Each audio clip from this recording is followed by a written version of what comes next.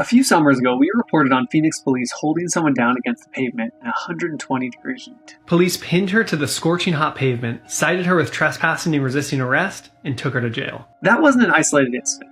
This last summer, 3 cops forcibly held Michael Kenyon against the ground for 4 minutes. When they finally pulled him off the ground, the skin on his hands, arms, chest, and legs had melted off, and he suffered third-degree burns that will leave him permanently disfigured. This type of brutality by Phoenix police happened twice in 2020 as well, to a teenager who suffered third-degree burns, and a man police held on suspicions of stealing a fountain drink who died as a result. And not that it matters, because no one should be tortured by law enforcement like that, but Kenyon didn't do anything. At all. Kenyon's roommate had reported that someone else had stolen his laptop. But when police arrived, Kenyon was unlucky enough to be in the parking lot, where he was questioned, detained, burned alive, and left with over $300,000 in medical bills. He's now suing the department for more than $15 million, and if it plays out like similar brutality lawsuits against Phoenix PD, he'll probably get it. But despite causing immense pain and suffering to these people, not to mention the city millions of dollars, police keep using these brutal tactics against residents. And that's largely because they haven't been held accountable in any meaningful way.